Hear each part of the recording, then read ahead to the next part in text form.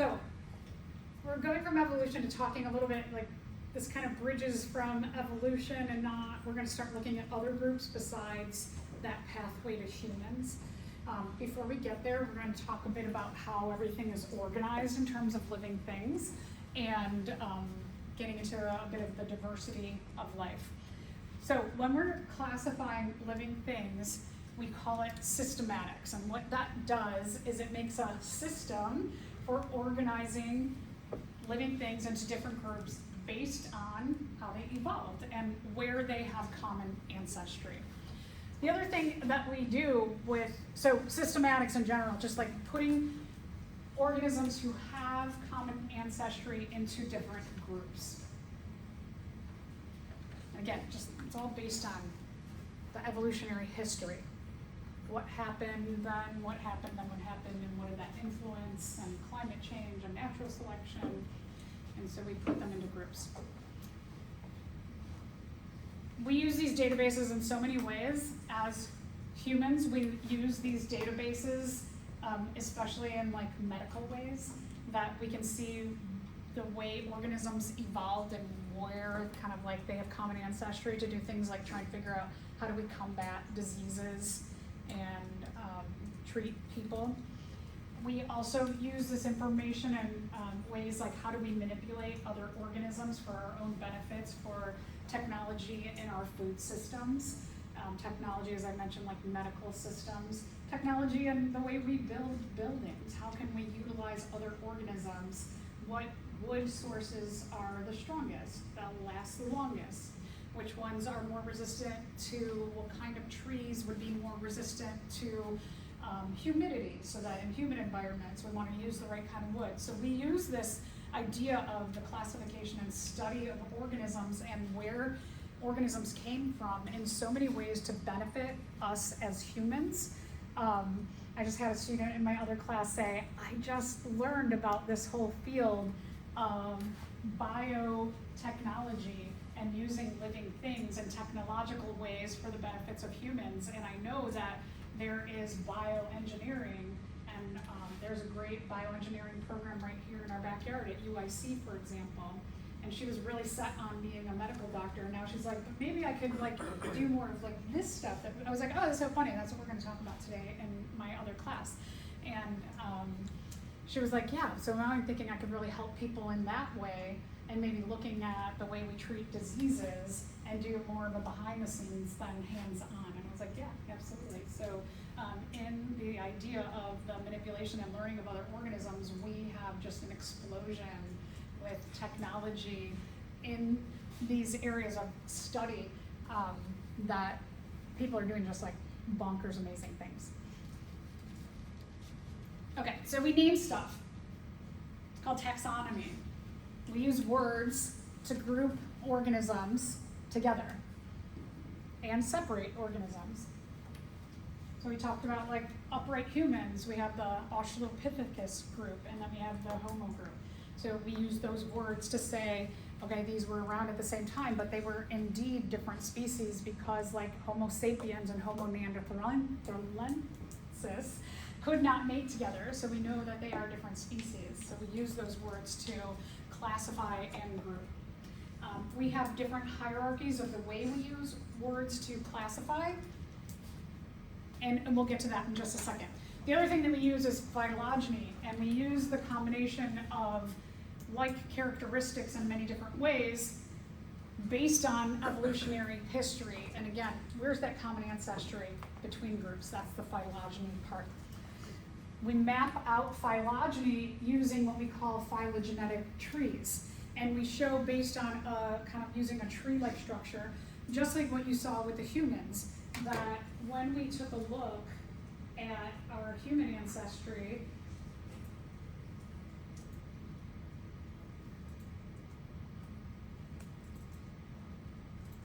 that this is a phylogenetic tree. And our phylogenetic tree, what these do is it kind of looks like branches, right? And that there's a base here, like the trunk of a tree, and then you have the splitting or branching. This is what we mean by phylogenetics. Phylogenetics, we can see that there is some kind of like between Australopithecus and these other Australopithecus groups, there's some kind of common ancestry here that allows for these to go into different environments, and they still retain a lot of the same characteristics. We also know that, for example, this branch of the tree and this branch of the tree have very different characteristics. And so we can tell, like, by both of these two branches having this common ancestry, that they have a lot in common, but they also have enough different that we separate them into two completely different branches or arms.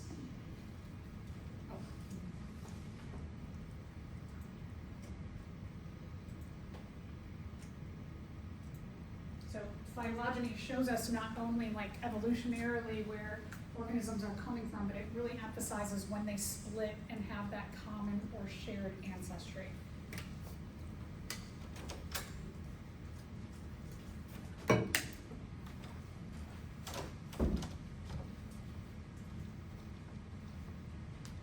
So as I mentioned, the phylogenetic trees, we're going to look at a number of them. They pop up every so often throughout this class to show you commonalities and differences between organisms. And again, remember that we are looking at the evolutionary relationships among the organisms that we place on those trees. So the little one that you have up at the top there and that you have on your page, this one is like the phylogenetic tree of life. And so it's really, really broad. It includes all organisms, but very generally, it includes all organisms. We can get super specific, like the human ancestry, right? That one was like really, really specific, looking at different human species. So we can go from using a phylogenetic tree in a way to show the ancestry of all life, or we can show just like the life of one kind of organism. We could do one for just the primates. We could do one for all animals. We could do one for vertebrates versus invertebrates. We could do one for fungi. So we can use phylogenetic trees for our purposes depending on what we are studying. All right, so back to word choice. When we group organisms, we call the groupings clades. So the term clade, it means like we're grouping organisms together. So like humans are in a clade together that includes those of the Australopithecus genus as well as the Homo genus. We're a clade. So these clades, it's based on what we call the Linnaean system, because Carolus Linnaeus, so I think this is really funny because Carolus Linnaeus also goes by Carl Linnaeus. He had a number of different names, just like you. If, let's say that for your 18th birthday, there's a big party and your family they initiate this party and they invite a lot of people to this party. They invite 100 people that you know. And of those 100 people, let's say they're all from like very different groups. Like one is your group that you like to study with at school. One is your group that you meet at the coffee shop. One is the group that you maybe play video games with. And so you have all these different people that you do distinctly different things with. And in those different groups, maybe you have different names within those groups. And so all these people come to this party and this group is talking about one name and this one another name, and maybe like one of your friends is like, wait, who's so-and-so? And they're like, oh, it's them. And you're like, you call them what? Right? So we might have different names for the same individual. You might have like nicknames amongst different groups of people that you associate with. And so Carolus Linnaeus, or Carl Linnaeus, probably because he had his different nicknames, was thinking like, hey, I mean, I have all these different groups, but I'm the same person. How would I identify myself globally to everybody? And so he came up with what's called the binomial system of nomenclature. And when we take a look at this, I'll get to this in a second. I'm coming around back to this idea.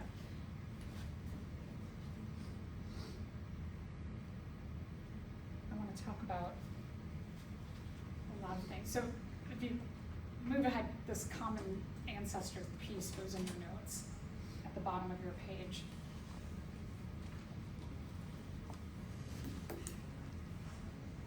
So I'm going to get to this idea of the binomial system of nomenclature in just a second, but in general, when we are classifying all of life, let me bounce ahead a second.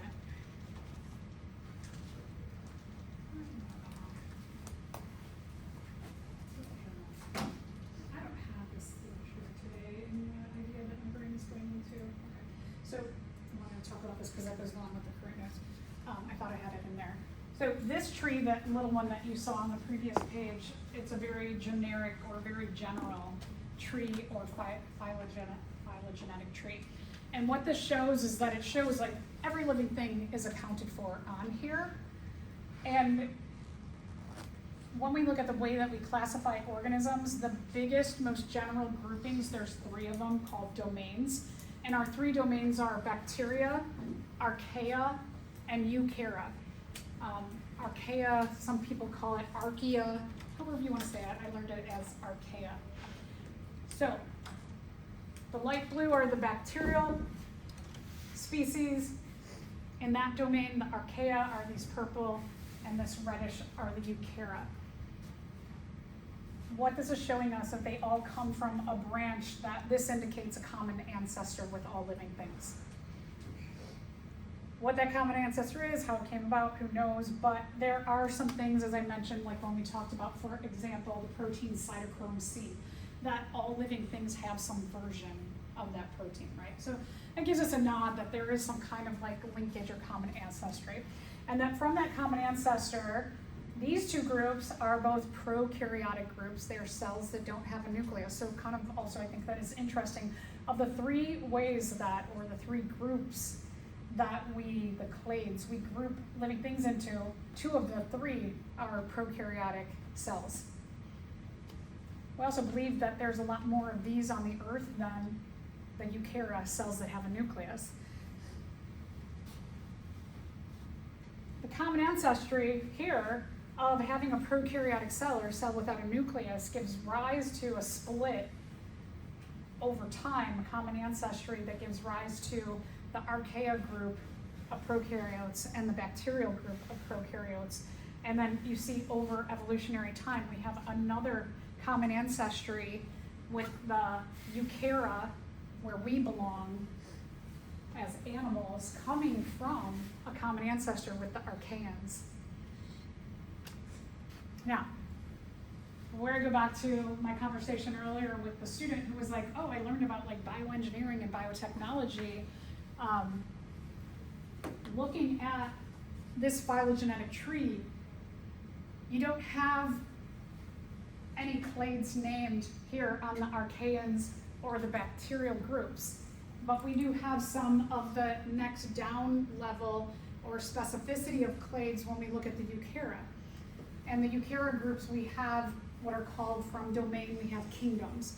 We have the animal kingdom, the fungus kingdom, the plant kingdom, and now this is different, that we have a bunch of clades that now are named as different kinds of protist kingdoms. This used to be one kingdom. They used to call it Protista. But now they've separated into, I believe there's like 8 clades that are grouped and named. And there's also 2 other ones that they're trying to figure out, where do these other groups fit into all of this? They're not really sure yet. So I would say in the last like 15 years, we went from having a Protista kingdom to having many protist kingdoms. So there's been a lot of changes based on having the ability to manipulate DNA, RNA, genes, some of the evidence that we talked about early on in evidence for evolution. Let's take a look at our most common ancestry. So when we take a look at us in the animal group, we have a common ancestor. Our closest common ancestor with the other clades is fungus. So this just gives you an idea of what we kind of know as big general groupings. Now, archaeans, who've been around for this common ancestry, we're talking billions of years ago with the bacteria, is that we have no kingdom names yet. So if you're somebody who's like, oh, that's so interesting that we have like 2 groups that are probably the most predominant on the planet, yet we don't have a lot of details for them, there's so much work that can be done here. And like I said earlier on, using this information, especially about like bacteria, when we talk about different kinds of bacteria, I'll give you some ideas of the way that we can utilize, learn about, and manipulate bacteria to help us as humans. There's just a lot of really amazing things going on. So let's just go back now to why we do this.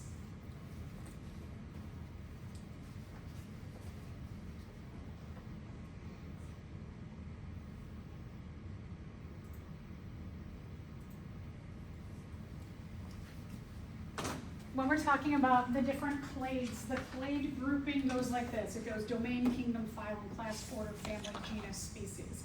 When we're talking about the domains, this includes every domain of bacteria, archaea, and eukarya.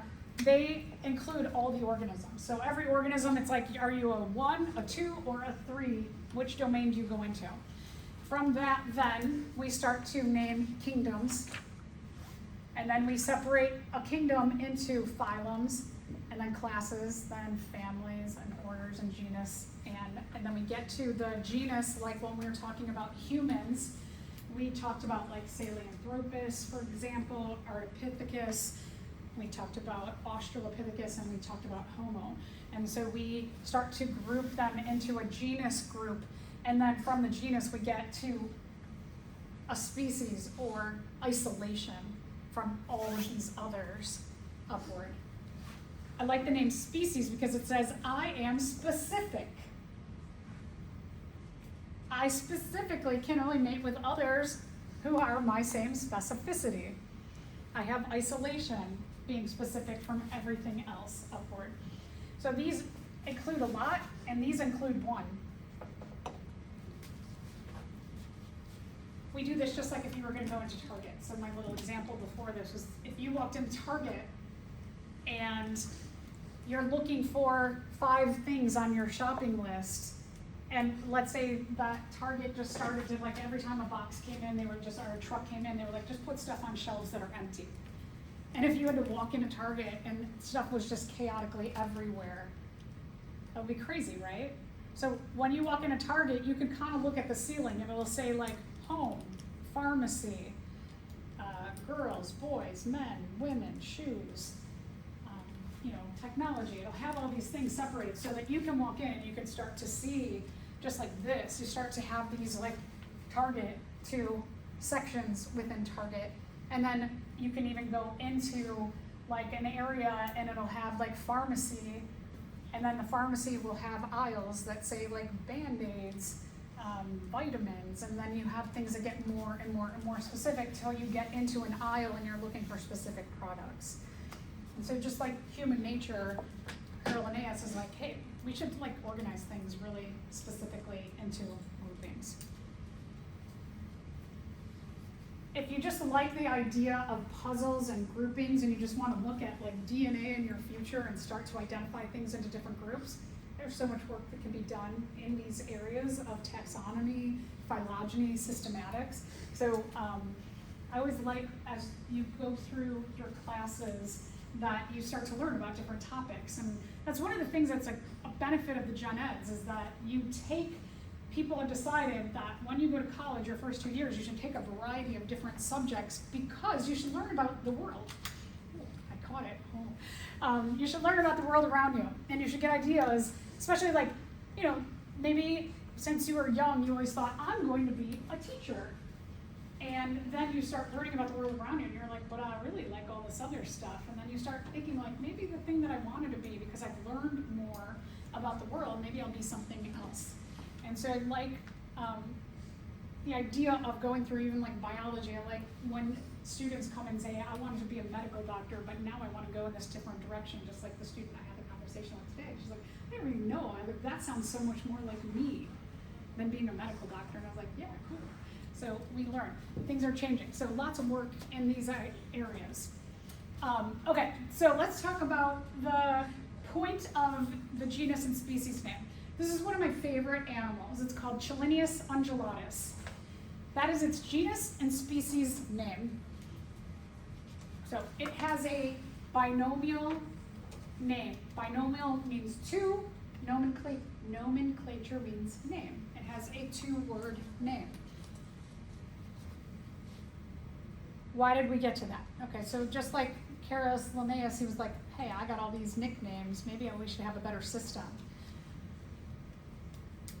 So I saw this animal in the Philippines and came up from scuba diving, and we all started going like, oh, I saw a humphead wrasse, and somebody else said, I saw a Napoleon wrasse. We're like, what'd you see that was so cool?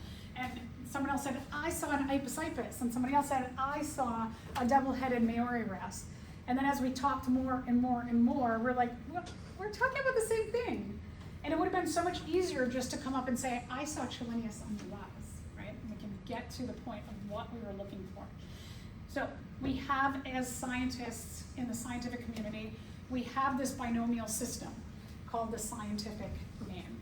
And the scientific name, and also like Carolus Linnaeus, Carl von Linné, Carl Linnaeus, he had all these things. So binomial, 2 names, genus and species, bless you, makes us all isolated, can't reproduce with anything that is not our genus and species name. We might be similar to something that has the same genus group, but if we're different species, we're isolated from each other. We can't mate together. So here, Chelonius is the genus name, Undulatus is the species name. A couple of other examples, like Chelonia mitis, the green sea turtle. Calicebus malik is the red titi monkey. Cardinalis cardinalis, the red cardinal, and the Escherichia coli, which we utilized in lab. We just shorten it down to E. coli now because Escherichia is such a long name. So there we have genus and species name. One of the things I want to point out, when you take a look at the genus and species name, we have some commonality between the way all of these are written. All of the genus names are capitalized. All of the species names are lowercase. When I type them out, they are all in italics. So that if you go to read a scientific paper and you see these 2 names together and you see them in italics, you're like, oh, this is referring to a species. Let's say, like, when I was in the Philippines, I was doing research, and when I came up, as we were talking about, we saw a humphead wrasse that I write down Chelonius undulatus. I would underline it in my notebook to know that I'm referring to a species name and not just like the humphead wrasse, which is a common name. I want to go back and tell you also. Tell you just as an FYI, the species is really crazy. So this is one of my favorite species because, one, I like blue. So it's like a big blue fish. It's like this big. And it has often just like a few teeth that stick out of its big lips, so it looks kind of like it's laughing. And it's got a cool pattern with like neon green and neon blue. And so it's just the pattern, the colors, it looks like it's smiling at me. I like that. But the other thing that I like about it is it has some really interesting animal history to it. This humphead wrasse, this is called a supermale. And in a population, there is one of these males like this. All the rest of the males are small, and they're like this big. And they're kind of bland in color. They're not very bright. They look a little bit like that. They actually look kind of different. They do have like a little hump, but they look smaller, and they're kind of bland in color. And then the females are about the same. They're kind of bland in color with little humps, and only one super male in the population. So the females are often trying to mate with the super males, and then all the other males are kind of like doing dances and things, and they're trying to get the females to mate with them. But all the females are like, I want to mate with this one. Not all the females are able to. One day, the super male dies. And as the super male is dying, it is believed that the super male starts to give off pheromones or some kind of chemicals into the population that says, I'm dying. And the largest, most dominant female, She responds to those pheromones by changing up her internal reproductive structures. She goes from predominantly using female structures to creating or growing male structures. She starts to grow in size, she starts to change her color, and she becomes the new super male. This is a group called the wrasses. They're a kind of fish that have both the ability to have male and female body parts. And so in a population, there's that one super male. So if you go somewhere, like where I went, and we were all excited that we saw this, because there's only one in every population. And so when we came up, we were like, oh my gosh, did you see the blah, blah, blah, right? And so it was pretty cool. Animals are, I don't know, life is cool. Life is really cool. Okay, so let's take a look at this example question. Which one of these is the correct way to write a scientific name? All the rest of them, there's only one that is correct.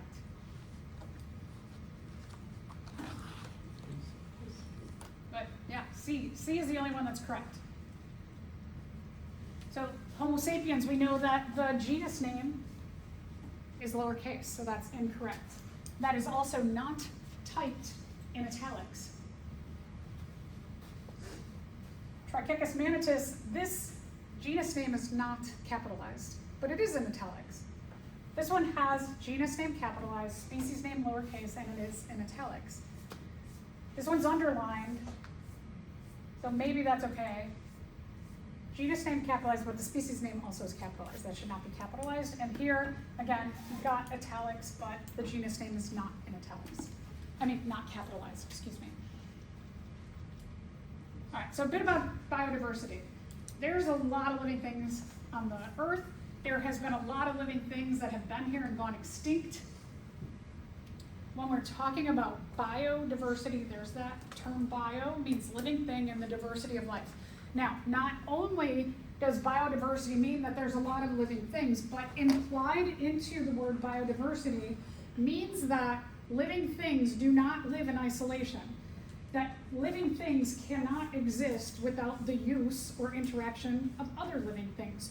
So biodiversity accounts for not only like all the stuff that's living out there, but also accounts for the ways that we all interact with one another. And biodiversity can be enormously affected if one individual, like the super male, dies, right? Changes up the community structure.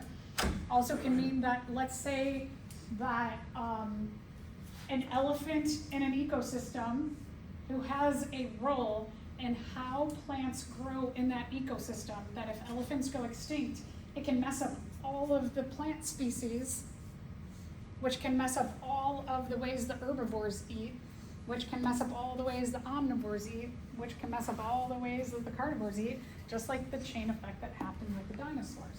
And so biodiversity, this idea that biodiversity can be a lot of organisms of different kinds, but that those different kinds of organisms affect the health of and survival of one another. All right, so let's talk about estimated biodiversity. Every year, new species are discovered.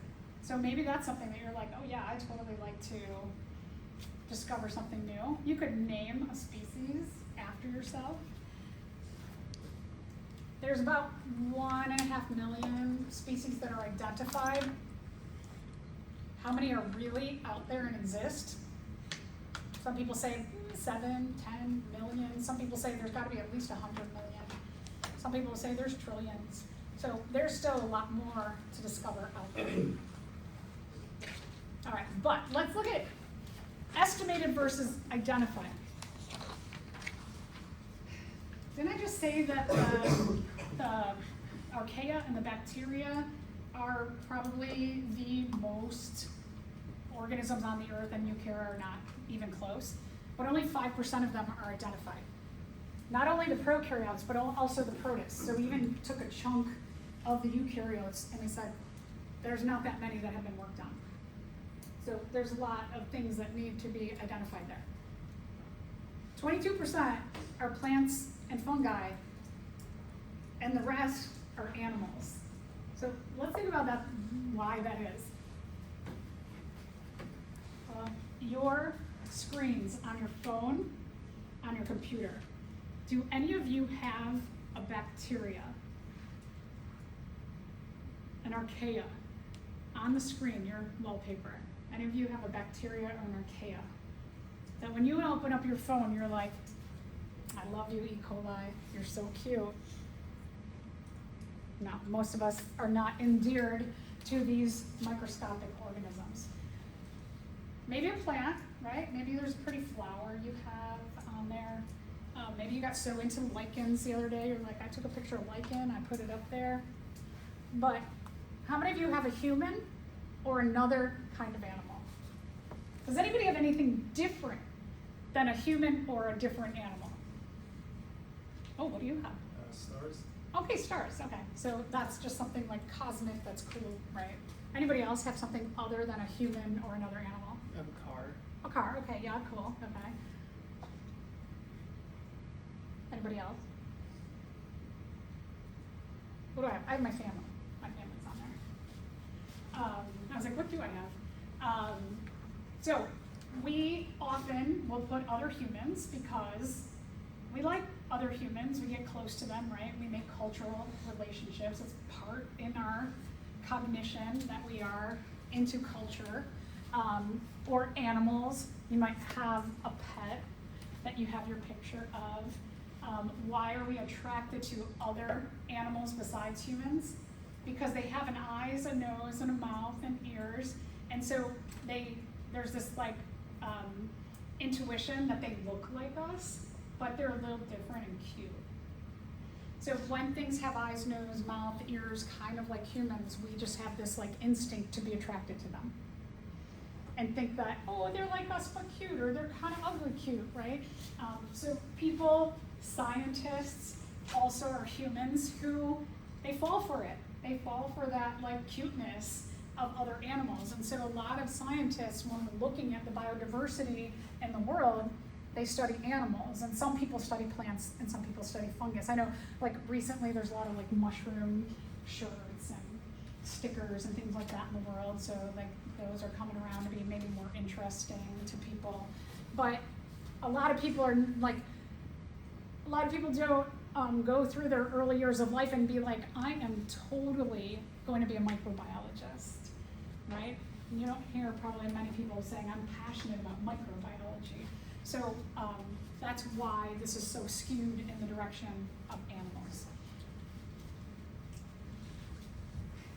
Animals also are easier to study. We can walk on our 2 feet and look at other animals.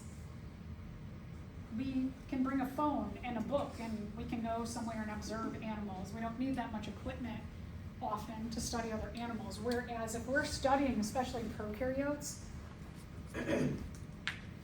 like when I have students, I take them to, I'll talk about that later, like soon, in a few weeks. I take students every year to Belize, and occasionally I get a student who's interested in microbiology, and sometimes a project, like a research project they want to do, I have to say no to, because we just can't bring the equipment that they need with us.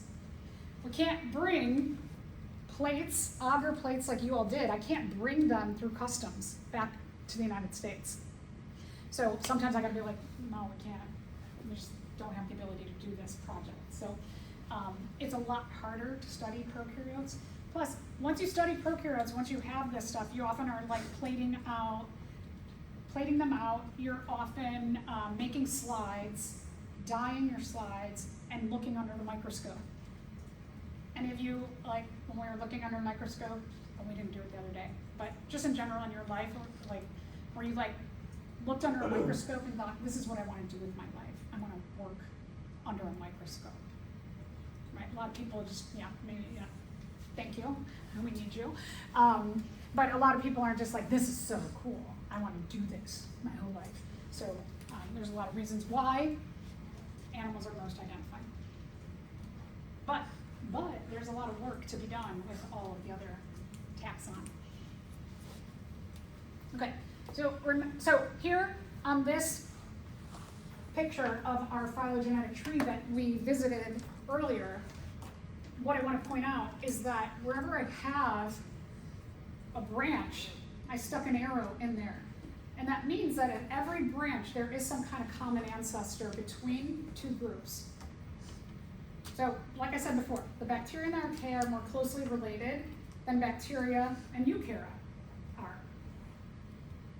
Archaea and eukarya are more closely related. They have a common ancestor.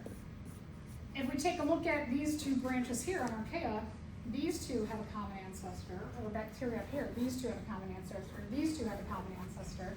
And with animals, we have a common ancestor with fungi.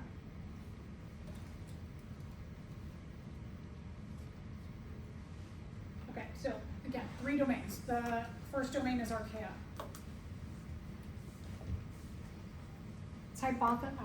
It is hypothesized that the first living thing was an archaea.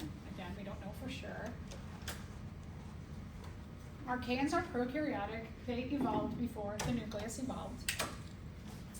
Bacteria also are prokaryotic. Both groups are unicellular or single-celled, so they're little tiny things. And the eukarya are cells that have a nucleus. U means true. Karyotic or kara means nucleus, so they have a real nucleus. It is the only domain that has kingdoms. Here's another, I just like to show some other phylogenetic trees. This one shows all of the different eukarya groups. So you can just see that, let me point out, this is the animals, the fungi, the plants, the rest are protists. So we got a lot of protists, but again, so much more we know about this than any of the other ones. Okay, a little bit about eukarya. Eukaryotic cells have a nucleus. Protista groups, as you just saw on that phylogenetic tree. And then we also have the fungi kingdom, the Planta kingdom, the Animalia kingdom. And here is just another phylogenetic tree. So I just like to show you that there's a lot of different ways that we can do them. Here again, lots of protists, and you have plants identified, fungi, and the animals. All right, so that taxonomy, that hierarchy, which one is the correct hierarchy?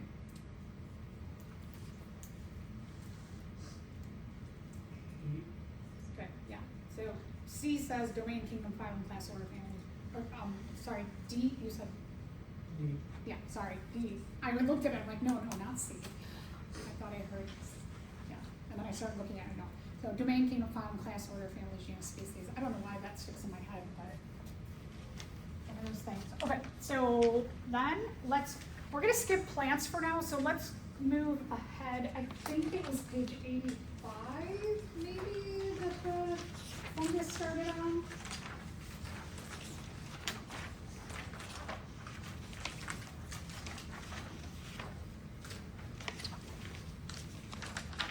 I think it's different on the iPad. Oh, I remembered something. How about that? I think it's a different page on the digital. I think it is 85. Oh, good. Somebody else had maybe, I don't know what it kind of screened yesterday. Okay, so let's talk a bit about fungus because it's going to go along with the lab that we're doing today.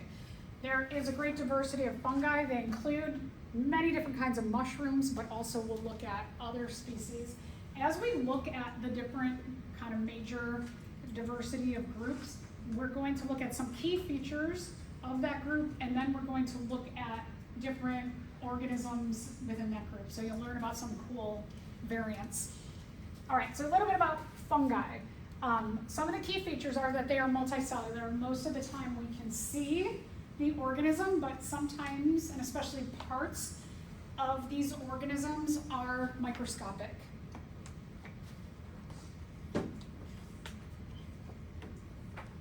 The whole fungus is called mycelium. It's made up of what we call mycelium. And the individual pieces or threads that make it up are called hyphae or hyphae, however you want to say it. I always said hyphae.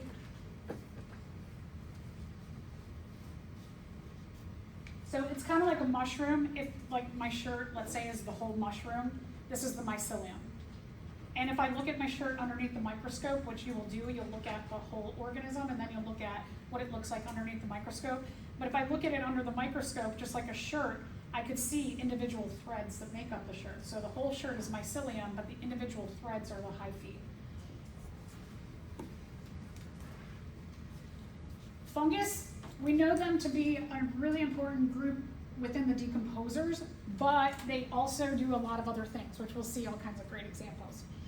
Here again, just looking at like mycelium is this whole thing. Individual threads are hyphae. We can look at the hyphae closer underneath the microscope and see individual little tiny hyphae. And then if we take a look at the structure of each hyphae, one of the things that's different are a couple things that are very different than us. We do not have cell walls as a group, the Animalia within the eukarya domain, but they do. So plant cells are not the only group that have cell walls. There are bacteria and fungi who also have cell walls, so different groups can have them too. Within their cell walls, they have pores, and the way that fungus do digestion is a bit different than us. We have to consume our food and energy sources to digest them, and they go through this entire very sophisticated digestive system. What fungus do is from these little pores, they release enzymes, acids onto the food that they want to eat, and then those things break down their food outside of their body. They do an external digestion, and after some time of that external digestion, they suck it in through the pores. So imagine eating a piece of pizza, puking on it, and then putting it in your body. Or looking at a piece of pizza, puking on it, and then putting it in your body. Here's the other thing, the things that they're eating, not pizza, it's waste and dead things. So they're really weird, very different. So we'll talk about them as what we call saprobes. We'll talk about them feeding on living things, causing diseases, being parasites, but also doing some good stuff. So a great diversity there. The way that fungus reproduce are through spores. It's an asexual form of reproduction.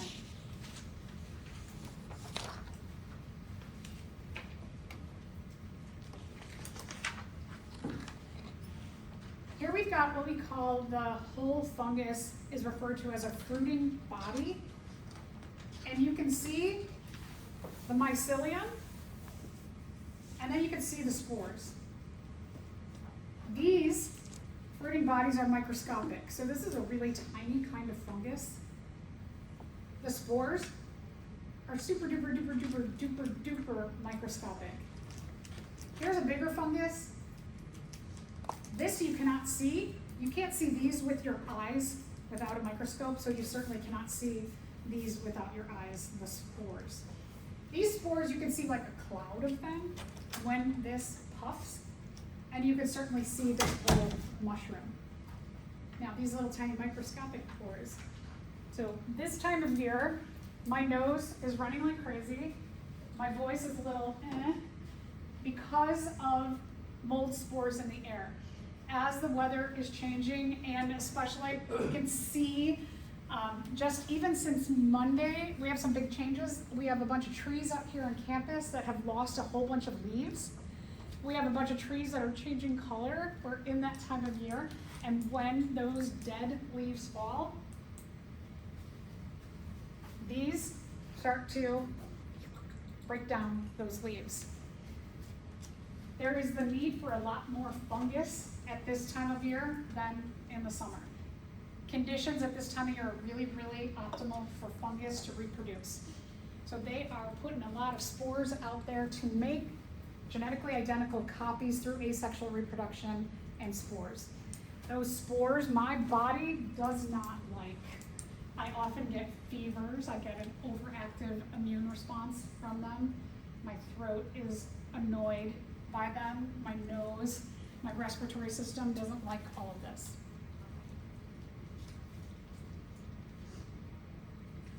When you can see that part of the fungus with your eye, that's called the fruiting body. probably because some of the fungus are brightly colored and people mistook them for kinds of fruit. And then they realized over time, no, this is totally something different. It's not a plant. So if a really strong, clicked it too fast, sorry. If a really strong fungicide, something that will kill all the fungus in an ecosystem, were released and eliminates all the fungus in the ecosystem, let's go through each of these. Which of the following is likely to happen? So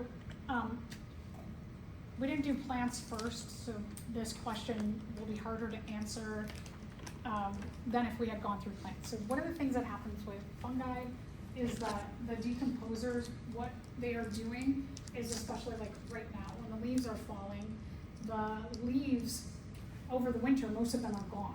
They're not gone, right? They don't just disappear. But what's happening is that the fungus they're breaking down all of the parts of the leaves. And as they break down all the parts of the leaves, they're taking energy, they're breaking apart the molecules and compounds within the leaves, they're taking the energy and the bonds, they're using that energy to fuel themselves. They're using some of what is bonded together, the carbons, hydrogens, nitrogens, oxygens, etc. All of the atoms are using some of that to keep building things within their body. But a lot of those atoms, they're putting into the ground. And so as they break down the leaves, they're putting the components of the leaves into the ground.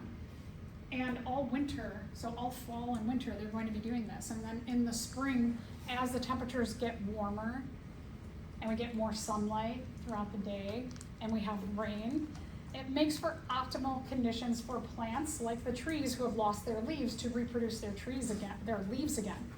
And where they get all of the components, those carbons and hydrogens and nitrogens, etc., all those atoms they get from the ground that the fungus has all fall and winter been putting down for them.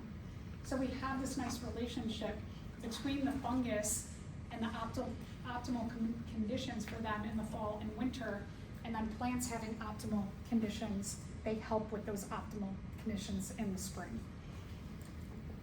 Okay, so if we get rid of the fungus, are we going to have improved growth of plant species? No, right? We're going to have not.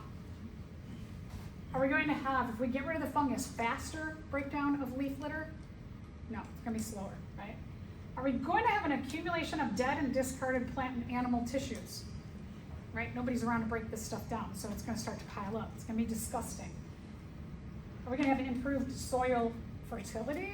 No, right? Nobody's going to be able to put all of those atoms back into the soil.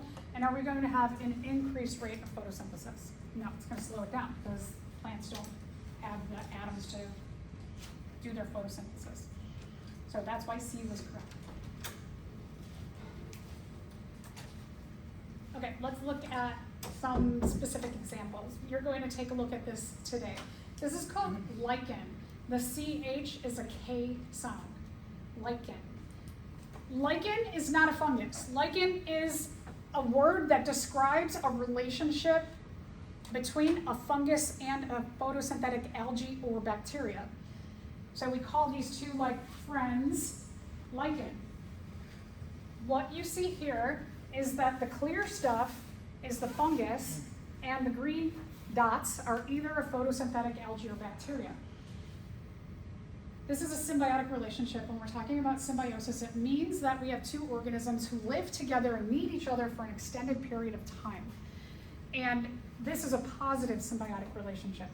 So the fungus gives a nice, safe home to the photosynthetic algae or bacteria.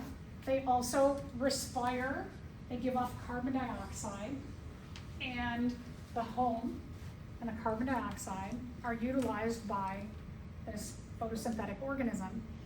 They take the carbon dioxide with sunlight and water. The fungus also gives them some water, and they undergo photosynthesis. And they take some of the sugars and other foods that are made in photosynthesis for themselves, but then they also are like, hey, I got extra, here, you have some. And a lot of fungus in this lichen relationship will get 90% or more of their nutritional needs met by their little symbiotic friend. That would be awesome, right? If 90% of your food, you just had to like get some sunlight, make sure you're hydrated and breathe, Oh, that'd be so great. That saves so much money.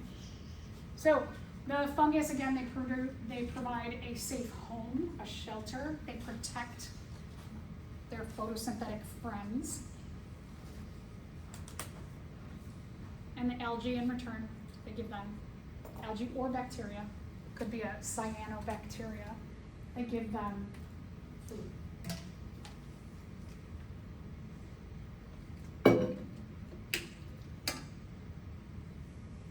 So when I was out hiking once, I saw this and I was like, oh my gosh, that's a lichen. And my friends I was hiking with were like, that's gross. And I'm like, no, it's really cool. Okay, let's keep hiking. We have another symbiotic relationship. This is called mycorrhiza. Mycorrhiza. This is a symbiotic relationship between the roots of most plants. Not all plants have this, but the majority of plants have this symbiotic relationship with a fungus. So this fungus here grows around the roots of plants. And what this fungus is doing, they're absorbing water from the soil or sand. This is super duper. This is a really critical symbiotic relationship with desert plants because it's really, really dry. So the fungus can extend beyond where those plant roots, like cacti roots, can extend. They can extend far and wide, and they can absorb water, but they can also absorb nutrients at the same time. So a lot of times when you have like plant roots are absorbing water, they're also getting a lot of nutrients, meaning like carbons and nitrogens and atoms. They're absorbing those things too. And so they're going to absorb water, and they're going to, and minerals and nutrients, give it to the plant. In return, the plant's going to do photosynthesis, and it's going to produce sugars that feeds the plant. And then the plant is going to send those sugars down to the roots, and whatever's left over, the roots are going to release into the soil for the little fungus to have. And so the fungus can get fed. We didn't talk about this yet because I know I skipped plants, but plants have a vascular system, tubes like we do, like our arteries and veins that transport important things around them. And the one that transports sugars is called phloem. And this is an F sound, phloem. Phloem. We'll get to that on Monday. All right, penicillium. This one is super interesting. Penicillin, the first antibiotic, was discovered by a total mess up, a fluke, a mistake. So Alexander Fleming, a scientist, was studying bacteria, and what he noticed was that he had some of his agar plates, like you all had, and he noticed that there was like something else beside the bacteria that he had plated out on there, and this other thing, where it was located, no bacteria grew around it. And he was like, this thing must be killing the bacteria. And that's how we, as a society, have come about different kinds of antibiotics, is that they started to look at different kinds of fungi as sources of killing off bacteria. So the species, I should say, there's a whole genus of different kinds of penicillium that produce penicillin bacteria. What I mean by having different species is that, like, for example here, you have clearly different species that are growing on an orange, because if you've ever like get a bag of oranges and you take it home and you open it up and one of these is in there in the middle, it has that like, it has a smell, right, to it. Does that smell, if you know anything about like blue cheeses, some of you might like blue cheeses or Roqueforts or some of these like moldy cheeses. I actually like some of these, I like, and they taste nothing like the smells. So I know that these are two different species. And the different species of penicillium make different flavors in milk. And they can make different kinds of these blue and Roquefort cheeses. Now, if you have this, let's say that you have a bacterial infection and you're like, oh, I have this bacterial infection, or you think you have a bacterial infection, you're like, I have one of these oranges that I just got yesterday. I'm gonna lick this and get penicillin. No. It's processed in a way that makes it safe for us to consume. So, or don't think you can eat this and cure something in your body. All right, another thing that's important in our world is yeast.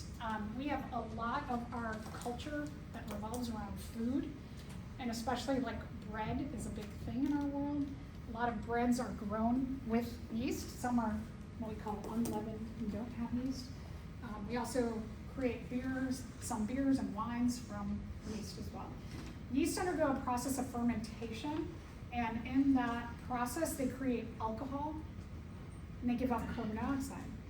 So a lot of your alcohols that are produced, or alcohols that are produced with yeast, often like beers that are produced with yeast, when you open up a beer, there's a little like that little sound or the release of gas, and it's releasing a little bit of carbon dioxide. When you're talking about like champagne that has bubbles in it, or any kind of bubbly wine, that's carbon dioxide. It's produced from the yeast. You're going to take a look at this underneath the microscope. Oh, and the other thing to mention is that when you cook or make bread with yeast, alcohol that is produced has a very low heat of vaporization. So it doesn't take that much heat to make the alcohol evaporate out of the bread. And when you put it in the oven, we cook bread at a certain temperature so that alcohol can evaporate out and your bread doesn't have the alcohol content of like wine or beer. When yeast asexually reproduce, they make what are called buds. I didn't get to making them, but anyway, sorry, thinking about something. What a yeast does is it starts to grow a genetically identical copy of itself out of its body. This phenomenon called asexual budding only works in water because gravity, imagine like you're sitting here and you just have like your head, a copy of your head starts coming out, and what do you do with your bud? How are you going to carry, it'd be heavy, right, to carry your bud around until it was fully grown and fell off of you? So this happens in water. Now when we take a look, so this yeast also, it's kind of interesting, it has two different buds happening at the same time. When you take a look at the yeast underneath the microscope, it is in water. So oftentimes what you're going to see is that your yeast, it looks like it's moving because the water molecules are moving around.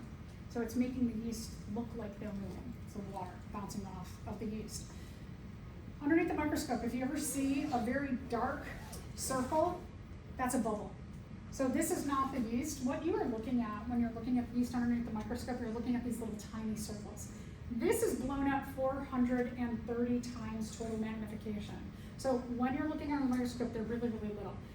The detail that you are searching for is you're looking for a yeast that has a little bud coming off of it.